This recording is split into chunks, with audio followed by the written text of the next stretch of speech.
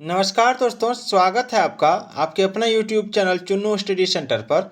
और मैं आपको अभी बीपीएससी की तैयारी करवा रहा हूं, जिसमें मैं आपको भूगोल पढ़ा रहा हूं, जिसमें चैप्टर 2 से पर्वतीय पठारी एवं मैदानी क्षेत्र तथा प्रमुख दर्रे का भाग 2 लेकर आया हूं। भाग 1 इसका मैं पढ़ा दिया हूं, भाग 2 लेकर आया हूं। तो चलिए सवाल नंबर 24 से हम लोग देखते हैं। 6 हो गया, सवाल नंबर 24 निकाल रहे हैं दोस्तों। ये आपकी बीपीएससी और बीएसएससी दोनों के लिए बहुत ही अच्छी बुक है। चलिए सवाल नंबर 24, निम्नलिखित में से किस पहाड़ी पर चाय बागान नहीं है? देखिए, चाय बागान आपका दार्जिलिंग में है, ठीक है, नीलगिरी में है, कानन देवन में है, लेकिन गिरनार में नहीं है। इसको याद रखिएगा। देखिए बीपीएससी में पूछा गया सवाल है। चलिए आगे बढ़ते हैं। निम्नलिखित में से कौन सा जिला धारवाड़ भूस्तरीय रचना वाला नहीं है? धारवाड़ भूस्तरीय रचना वाला, तो इसमें हो जाएगा रोहतास। क्या हो जाएगा? रोहतास। बिहार में संरचनात्मक दृष्टिकोण से प्री कैम्ब्रियन कल्प से लेकर चतुर्थ कल्प तक की चट्टानें पाई जाती हैं। प्री कैम्ब्रियन कल्प की धारवाड़ और विंध्य चट्टानों की संरचना बिहार के दक्षिणी पूर्वी पठारी भाग में पाई जाती है, जिससे मुंगेर, जमुई, नवादा, राजगीर, बिहार शरीफ, बोधगया आदि। तो विंध्य संरचना बिहार के दक्षिणी पश्चिमी भाग में पाई जाती है। इसका विस्तार सोन नदी के उत्तर में रोहतास और कैमूर जिले में है। चलिए सवाल है, फूलों की घाटी स्थित है, कहाँ स्थित है? हिमाचल हिमालय में, गढ़वाल हिमालय में, कश्मीरी हिमालय में या नेपाल हिमालय में? तो इसका राइट आंसर होगा गढ़वाल हिमालय में। फूलों की घाटी गढ़वाल हिमालय के अंतर्गत उत्तराखंड के चमोली जिले में स्थित है। फूलों की घाटी उद्यान 87 वर्ग किलोमीटर क्षेत्र में फैला हुआ है। फूलों की घाटी को यूनेस्को द्वारा विश्व धरोहर सूची में शामिल किया गया है। चलिए आगे बढ़ते हैं। रोहतांग दर्रा किन दो घाटियों को जोड़ता है? तो रोहतांग दर्रा जो है ये आपका कुल्लू एवं स्पीति को जोड़ता है, ठीक है। यह दर्रा लाहौल स्पीति जिले का प्रवेश द्वार कहा जाता है और यह हिमाचल प्रदेश में स्थित एक प्रमुख दर्रा है। रोहतांग दर्रा कुल्लू घाटी को लाहौल स्पीति से जोड़ता है। चलिए, कोसी मैदान की समुद्र तल से औसत ऊंचाई कितनी है? तो समुद्र तल से औसत ऊंचाई है 100 मीटर। इसको याद रखिएगा। चलिए आगे देखते हैं।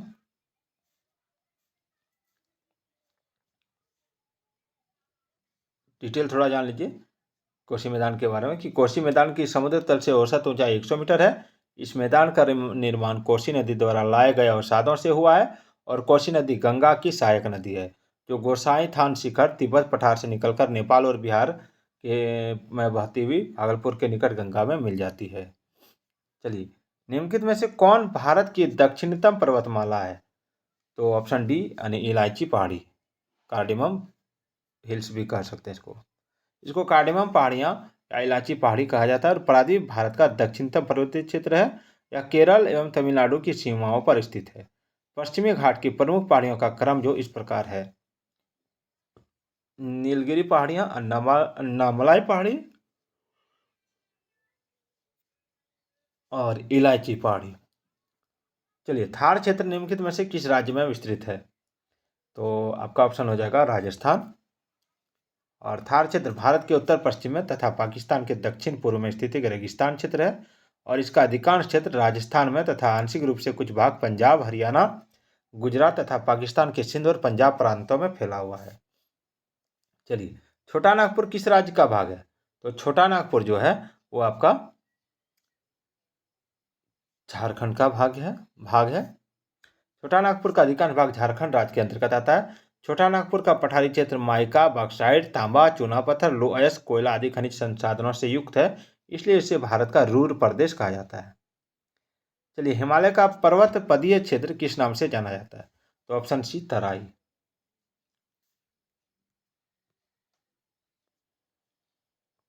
चलिए, हिमालय का पर्वतीय पदीय क्षेत्र को तराई के नाम से जाना जाता है और यह क्षेत्र पश्चिम में यमुना नदी से लेकर पूर्व में ब्रह्मपुत्र नदी तक फैला हुआ है।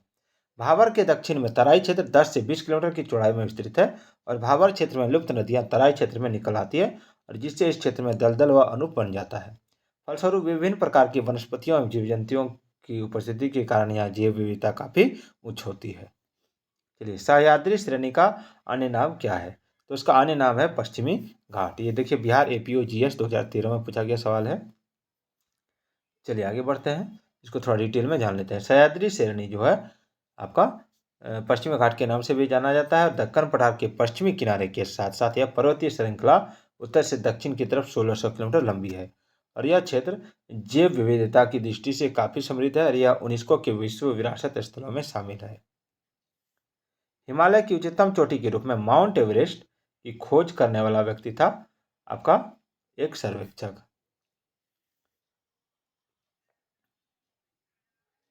चलिए, भारत में इनमें से कौन उम्र में प्राचीनतम है? तो अरावली श्रेणी। भारत में सबसे प्राचीनतम पर्वत श्रेणी अरावली है। भारत में प्री कैम्ब्रियन काल में ही अरावली श्रेणी जो है पर्वत श्रेणी का निर्माण हुआ था और वर्तमान में यह अवशिष्ट पर्वत के रूप में मौजूद है। और अरावली की अधिकतम ऊंचाई माउंट आबू के गुरु शिखर में मिलती है जो 1722 मीटर है, जबकि हिमालय नवीनतम मोड़दार पर्वत श्रेणी है। एक जरा आप रुक जाइएगा आप लोग। हाँ, चलिए आगे बढ़ते हैं। भारत का सबसे अधिक विस्तृत मैदान है तो ये हो जाएगा मध्य गंगा मैदान, जो बिहार APOGS 2011 में पूछा गया सवाल है। भारत के उत्तरी मैदान में पंजाब का मैदान, गंगा का मैदान व ब्रह्मपुत्र का मैदान फैला हुआ है। चलिए आगे बढ़ते हैं। हिमालय पर्वत श्रेणियां निम्नलिखित में से किस राज्य का हिस्सा नहीं है? तो उत्तर प्रदेश हो जाएगा। ये भी बिहार APOGS 2011 में पूछा गया सवाल है। हिमालय पर्वत श्रेणियां दिए गए विकल्पों में से उत्तर प्रदेश राज्य का हिस्सा नहीं है। हिमालय पर्वत 7 देशों की सीमाओं में फैला है: पाकिस्तान, अफगानिस्तान, भारत, नेपाल, भूटान, चीन और म्यांमार, और भारत के 11 राज्य तथा 2 केंद्र शासित प्रदेशों में फैला हुआ है। चलिए आगे बढ़ते हैं।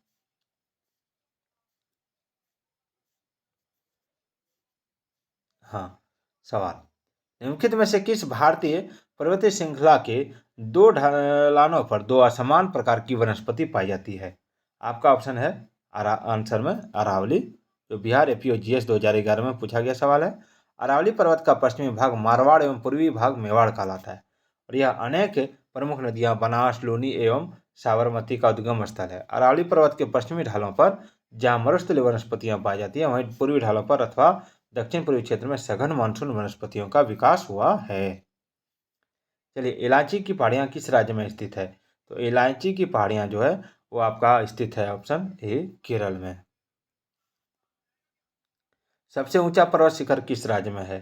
तो सबसे ऊंचा पर्वत शिखर आपका जम्मू कश्मीर में है, जो K2 है, यानी गॉडविन ऑस्टिन इसको कहा जाता है। चलिए, जो पूर्व में जम्मू कश्मीर का भाग है। निम्न में से कौन सा मेघालय पठार का अंश नहीं है? तो मेघालय पठार का अंश नहीं है आपका भुवन पहाड़ियाँ। बाद बाकी गारो, खासी, जयंतिया ये मेघालय पठार का अंश है। वह दर्रा जो सर्वाधिक ऊंचाई में अवस्थित है, तो सर्वाधिक ऊंचाई में अवस्थित दर्रा जो है वो आपका नाथुला है। आप देख सकते हैं जोजिला दर्रा 3528 मीटर है, रोहतांग दर्रा 3979 मीटर है, नाथुला दर्रा 4310 मीटर है और खेबर दर्रा 1070 मीटर है। चलिए आगे बढ़ते हैं। निम्नलिखित किस पहाड़ी पर पूर्वी घाट पश्चिमी घाटों से मिलता है? तो इसका आंसर होगा आपका ऑप्शन सी, नीलगिरी पहाड़ी। देखिए BPSC में बार बार पूछा गया रिपीटेड क्वेश्चन है। नीलगिरी एक पर्वत ग्रंथि है जहाँ पूर्वी घाट पर्वत एवं पश्चिमी घाट पर्वत आकर मिलते हैं। इसका सर्वोच्च शिखर डोटा बेटा जो 2637 मीटर है, जो दक्षिण भारत का दूसरा सर्वोच्च शिखर है। और आप देख सकते हैं प्रसिद्ध पर्यटन स्थल ऊटी नीलगिरी में अवस्थित है और अन्नामलाई पर्वत का सर्वोच्च शिखर अनायमुडी है, जो दक्षिण भारत का सर्वोच्च पर्वत शिखर 2695 मीटर है। चलिए, निम्नलिखित भू आकृतियों में से किसके द्वारा बिहार राज्य का उत्तर पश्चिमी भाग घिरा है? तो इसका राइट आंसर होगा आपका सोमेश्वर पहाड़ी श्रेणी। और आप देख सकते हैं महाराष्ट्र एवं कर्नाटक में पश्चिमी घाट डैश कहलाते हैं, क्या कहलाते हैं? तो सह्याद्री कहलाते हैं। चलिए, भारत में सर्वोच्च पर्वत शिखर है, तो भारत में सर्वोच्च पर्वत शिखर आपका गोंडविन अस्टिन है, K2। हिमालय का पदीय प्रदेश कौन सा है? तो आपका शिवालिक है। चलिए आगे बढ़ते हैं।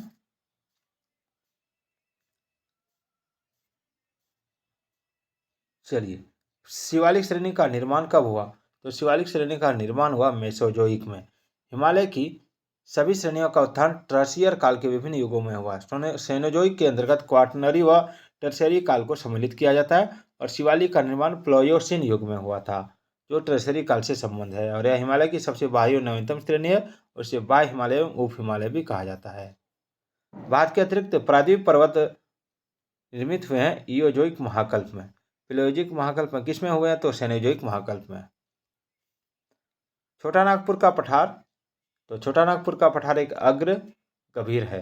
बिहार के मैदानी क्षेत्र के ठीक दक्षिण में 150 मीटर की समुद्र रेखा से छोटा नागपुर के पठार का आरंभ है और महानदी इसकी दक्षिणी सीमा बनाती है तथा दक्षिणी पूर्व दिशा में प्रवाहित होती है और राजमहल पहाड़ियां इस पठार की उत्तरी सीमा बनाती है और इसका ढाल तिरु स्कार्पो के रूप में पाए जाने के कारण एक अग्र गंभीर पठार है। चलिए, शिवालिक सेल समूह के दक्षिण में भाबर क्षेत्र का उदाहरण है, तो इसका आंसर होगा गिरिपात की स्थिति का। चलिए आगे बढ़ते हैं। भारत में निम्नलिखित में से पर्वतों का दक्षिण से उत्तर की ओर सही क्रम कौन सा है? तो इसका राइट आंसर है ऑप्शन ए, हिमालय, विंध्यन, सतपुड़ा, नीलगिरी। चलिए आगे बढ़ते हैं। अन्नामलाई इलायची की पहाड़ी और पालनी पहाड़ी मिलती है, कहाँ मिलती है? तो इसका आंसर है अनाईमुडी में। चलिए, अनाईमुडी 3 पहाड़ियों का केंद्र बिंदु है, जो दक्षिण की ओर इलायची की पहाड़ियाँ, उत्तर की ओर अन्नामलाई की पहाड़ियाँ और उत्तर पूर्व की ओर पालनी की पहाड़ियाँ हैं। अन्नामलाई पर्वत का सर्वोच्च शिखर अनाईमुडी है, जो 2695 मीटर है। चलिए अगला सवाल है, बृहत हिमालय अर्थात हिमाद्री के पूर्वी छोर पर क्या है? तो हिमाद्री के पूर्वी छोर पर आपका खासी पहाड़ी है। हिमालय पर्वत जिन समांतर पेटियों में विभाजित है उनके नाम क्या हैं? तो हिमालय पर्वत जिन समांतर पेटियों में विभाजित है उनके नाम है आपका बृहत हिमालय, लघु हिमालय एवं शिवालिक हिमालय। चलिए, हिमालय पर्वत की उत्पत्ति संबंधित है, किससे संबंधित है? तो आपका उत्पत्ति संबंधित है ऑप्शन डी, नवीन वलयाकृत पर्वत समूह से। चलिए इसका डिटेल जानते हैं। भारत के उत्तरी सीमा पर स्थित हिमालय का पर्वत रचनात्मक रूप से नवीन वलित पर्वत समूह है। इसका निर्माण यूरोपीय और भारतीय प्लेट के अभिसरण से ट्रेसेरी कल्प में हुआ था और हिमालय में उत्तर से दक्षिण क्रमशः बृहत हिमालय, मध्य हिमालय और शिवालिक हिमालय नाम की 3 समांतर पर्वत श्रेणियां पाई जाती हैं। यह तीनों श्रेणी भ्रंशों के द्वारा आपस में अलग होती है। चलिए और सवाल देखते हैं। अंतिम सवाल है, भारत में निम्नलिखित भौतिक विभाजन है? तो आपका ऑप्शन होगा पर्वत, पठार और मैदान। तो दोस्तों आज का ये वीडियो आपको कैसा लगा? अभी मैंने आपको कम से कम हो गया आपका 57 में से 23 घटा दीजिए, तो 7 और 3 हो गया, इसमें 4, 5 में दो गया 3, 34 प्रश्नों का वीडियो मैंने आपको दिया और इस 34 प्रश्न में कम से कम आपका 100 प्रश्न तैयार हुआ होगा, क्योंकि व्याख्या सहित मैंने आपको बताया है। कल का जो टॉपिक रहेगा वो रहेगा अपवाह तंत्र, प्रमुख घाटियां और प्रपात एवं झीलें। इसमें देखते हैं कितना सवाल है, उसी हिसाब से मैं आपको वीडियो बना के दूंगा। इसमें लगभग आपका एक ही वीडियो में, हाँ एक ही वीडियो में बना देंगे इसको। उसके बाद रह जाएगा मानसून एवं वर्षा। तो आज का ये वीडियो आपको कैसा लगा कमेंट करके जरूर बताइएगा। तो फिर मिलते हैं अगले वीडियो में, तब तक के लिए जय हिंद, जय भारत।